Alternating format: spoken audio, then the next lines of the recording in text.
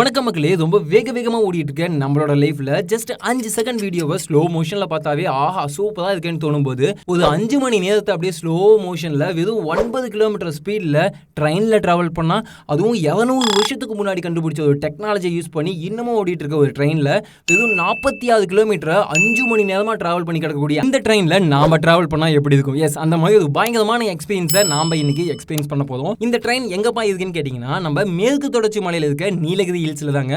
மேட்டுப்பாளையம் இருந்து ஊட்டி போகக்கூடிய இந்த ட்ரெயின் வந்து டாய் ட்ரெயின் சொல்லுவாங்க. இந்த ட்ரெயின் வந்து ரொம்ப பயங்கரமான எக்ஸ்பீரியன்ஸை கொடுக்க போது நமக்காக. வாங்க என்ஜாய் பண்ணுவோம்.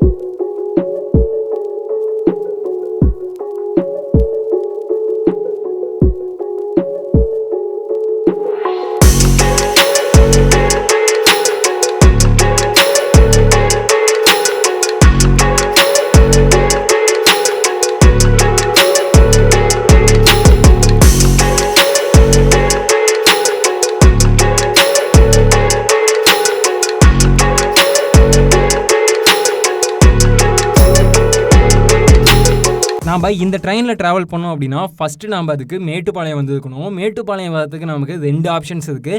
ஒன்று, நம்மளால் ட்ரெயினில் வரலாம் அல்லது பஸ்ஸில் வரலாம். ட்ரெயினில் வரோம் அப்படின்னா நீலகிரி எக்ஸ்பிரஸ் நமக்கு பர்ஃபெக்டான சாய்ஸாக இருக்க வாய்ப்பு இருக்குது. ஏன்னா இது சென்னையில் ஸ்டார்ட் ஆகி சேலம் ஈரோடு வழியாக மேட்டுப்பாளையம் ரீச் ஆகும். அண்ட் தென் நம்ம பஸ்ஸில் தான் வரோம் அப்படிங்கும்போது மேட்டுப்பாளையம் ரீச் ஆகிட்டு, அதாவது கோயம்புத்தூர்லேருந்து மேட்டுப்பாளையம் ரீச் ஆகிட்டு மேட்டுப்பாளையத்துலேருந்து இந்த ரயில்வே ஸ்டேஷனுக்கு ஜஸ்ட் 2 கிலோமீட்டர்ஸ் தான். அதனால் நம்ம அங்கே இருக்கக்கூடிய ஆட்டோஸ் மூலமாகவே ஜஸ்ட் ஒரு 5 நிமிஷத்தில் ரீச் ஆகிட முடியும். நம்ம ஃபஸ்ட்டு லொக்கேஷன் ரீச் ஆனதுமே பண்ணக்கூடிய விஷயம் என்னன்னு கேட்டிங்கன்னா, சாப்பிட வேண்டியதான். ஏன்னா அடுத்து நம்ம குன்னூர் போகிற வரைக்கும் நமக்கு எங்கேயுமே சாப்பாடு அவைலபிள் இல்லை, ஃபுல்லாக மவுண்டன்ஸ் அப்படிங்கிறனால.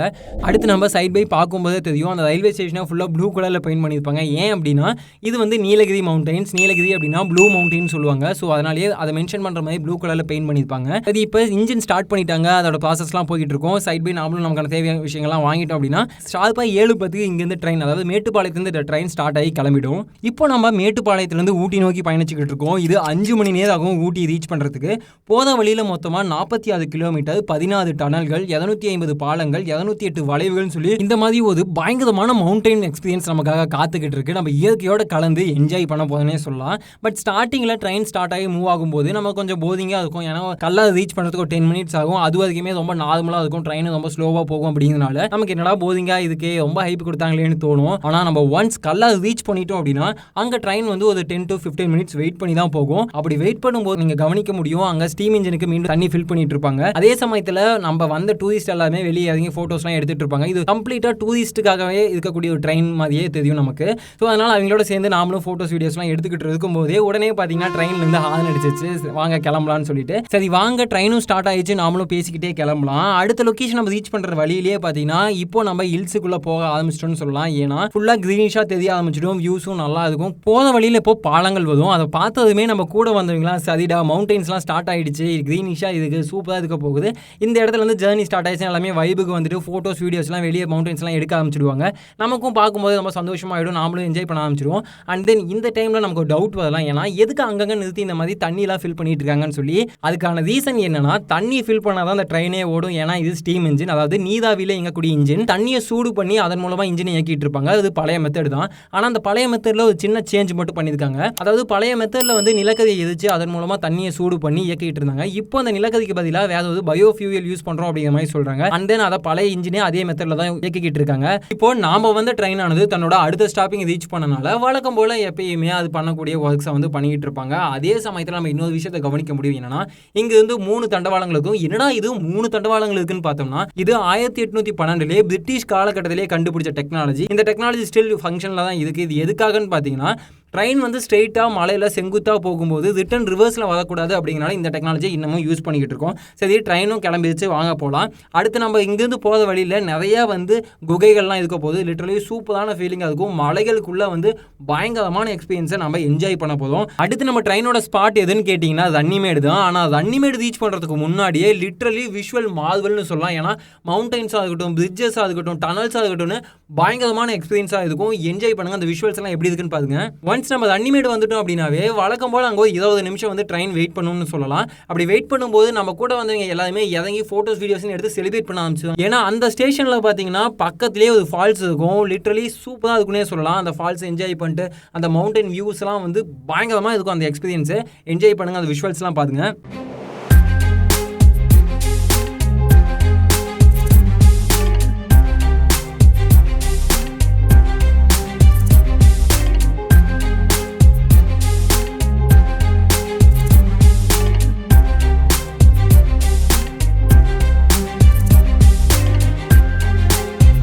ஒன்ஸ் அங்கேருந்து ட்ரெயின் கிளம்பிடுச்சுன்னா அடுத்து நம்ம ரீச் பண்ணக்கூடிய லொக்கேஷன் என்னன்னா குன்னூர் தான். குன்னூர் ரீச் ஆனதுமே நம்ம ஒரு மாற்றத்தை பார்க்க முடியும். என்னன்னா நம்ம வந்து இந்த ஸ்டீம் இன்ஜினை கழட்டிட்டு அடுத்து டீசல் இன்ஜினை ஜாயின் பண்ணி தான் கடை. ஆமாங்க, இதே சைடில் நம்ம both steam engine and diesel இன்ஜின்லாம் ட்ராவல் பண்ண போதும். இந்த இடத்துல இருந்து நம்ம டீசல் இன்ஜின்லாம் ட்ராவல் பண்ணுவோம்.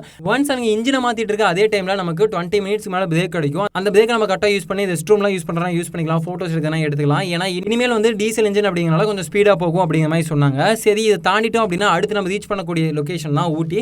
ஊட்டி போகிறதுக்கு முன்னாடி நடுவில் 3 ஸ்டேஷன்ஸ் இருக்கும்.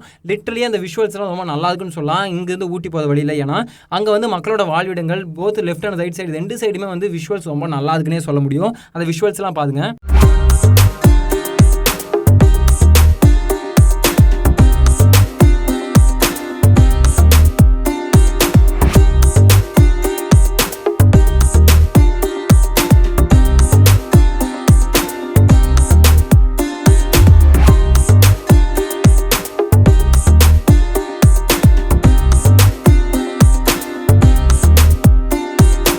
ஆல்மோஸ்ட் ஒரு 5 மணி நேரமாக ட்ராவல் பண்ணி நம்ம ஊட்டியை ரீச் பண்ணிட்டோம். இது வரைக்கும் இந்த ட்ராவல் எப்படி இருந்துச்சுன்னு பார்த்தோம். ஆனால் இதுக்கு மேலே இந்த ட்ரெயினுக்குள்ள எக்ஸ்பீரியன்ஸ் எப்படி இருந்துச்சுன்னு பார்க்கலாம். இந்த ட்ரெயினானது 1908 ஸ்டார்ட் பண்ணாங்க அப்படின்னால அந்த பழமை மாறாமல் இதுக்கு இன்னமும் பழைய விதமான சீட்டிங்ஸ் மெத்தட் தான் யூஸ் பண்ணிட்டு இருக்காங்க. அது மட்டும் இல்லாமல் இது யுனெஸ்கோவோட பாரம்பரிய சின்னத்தில் அறிவிச்சனால இன்னமும் அந்த பழைய மெத்தட்ஸ் தான் யூஸ் பண்ணிக்கிட்டு இருக்காங்கன்னே சொல்லலாம். அந்த வகையில் பார்க்கும்போது இந்த சீட்டிங்ஸ் பிரச்சனைலாம் நம்ம அட்ஜஸ்ட் பண்ணிக்கலாம்னே சொல்லலாம். ஓகே, ஒரு 5 hours ட்ராவல் பண்ணி நம்ம ஊட்டியை ரீச் பண்ணிட்டோம் அப்படிங்கும்போது இதுக்கான ப்ரைசிங் எப்படி இருக்குது, இந்த டிக்கெட்டிங்லாம் எங்கே கிடைக்கும்னு பார்த்தீங்கன்னா இதோட டிக்கெட்டிங் வந்து ஆன்லைனில் கிடைக்கும். அதோட லிங்க்ஸை வந்து நான் வந்து டிஸ்கிரிப்ஷனில் போடுறோம். கிளாஸ் 1 கிளாஸ் 2 சொல்லி 2 விதமான கிளாஸஸ் இருக்குது. ஃபர்ஸ்ட் கிளாஸ் பார்த்தீங்கன்னா ஆல்மோஸ்ட் 600 பே பண்ணுற மாதிரி இருக்கும். செகண்ட் கிளாஸ் பார்த்தீங்கன்னா ஆல்மோஸ்ட் 300 பே பண்ணுற மாதிரி இருக்கும். இங்கே வந்து அன்ரிசர்வ்டு இருக்குது. நீங்கள் வந்து இங்கேயும் வந்து புக் பண்ணலாம்னு சொல்கிறாங்க. பட் இங்கே கூட்டம் அதிகமாக இருக்கும்போது அது கிடைக்காம போகிறதுக்கும் வாய்ப்பு இருக்குது. அல்லது நீங்கள் இந்த எக்ஸ்பீரியன்ஸ் கிடைக்கணும், ஆனால் நான் வந்து இவ்வளோ நேரம் ட்ராவல் பண்ண முடியாது, எனக்கு இவ்வளோ பொறுமை இல்லைன்னு சொல்கிறீங்க அப்படின்னா உங்களுக்கு வந்து அனதர் ஆப்ஷன் இருக்குது. நீங்கள் குன்னூர்லேருந்து ஊட்டி போகிறதுக்கான வாய்ப்புகள் இருக்குது. அங்கே ட்ரெயின்ஸ் நிறையா இருக்குன்னு சொல்கிறாங்க. ஸோ நீங்கள் அதை ட்ரை பண்ணுறதுனாலும் ட்ரை பண்ணி பார்க்கலாம். சரி, எண்ட் ஆஃப் த டே இந்த ட்ராவல் வர்த்தா? 5 மணி நேரம் ஸ்லோவாக ட்ராவல் பண்ணுறோம், ஸ்ட்ரீம் இன்ஜினை யூஸ் பண்ணுறோம், டீசல் இன்ஜினில் ட்ராவல் பண்ண போதும், மவுண்டைன்ஸ், ரிவர்ஸ், பிரிட்ஜஸ், டனல்ஸ்னு இந்த மாதிரி பல எக்ஸ்பீரியன்ஸ் இருக்க போகுது. கண்டிப்பாக ஒர்த்துன்னு சொல்லுவேன், ஹைலி ரெக்கமெண்டட்னு சொல்லுவேன். உங்களுக்கு அப்படியே இயற்கையோட இயற்கையாக வந்து போகணும் அப்படின்னா லிட்டரலி பயங்கரமான எக்ஸ்பீரியன்ஸ். போயிட்டு வந்துட்டீங்கன்னா இவ்வளோ பெரிய உலகத்தில் நம்ம இத்தினோடு மனிதர்கள்னு தோணும். ஏன்னா அந்த அளவுக்கு ஒர்த்து. இந்த மாதிரி பல கண்டென்ட்ஸ் தொடர்ந்து நம்மளோட சேனல்ஸ்ல வந்துட்டு இருக்க போது எங்களோட சேர்ந்து நீங்களும் பயணிக்க இந்த சேனலை மறக்காம சப்ஸ்கிரைப் பண்ணிக்கோங்க. அடுத்து நம்ம எங்க போலாம் அப்படிங்கறத நீங்க கமெண்ட்ஸ்ல சஜஸ்ட் பண்ணுங்க. இந்த டிராவல் எக்ஸ்பீரியன்ஸ் உங்களுக்கு எப்படி இருந்துச்சு அப்படிங்கறதையும் மறக்காம கமெண்ட்ஸ்ல வந்து சொல்லுங்க.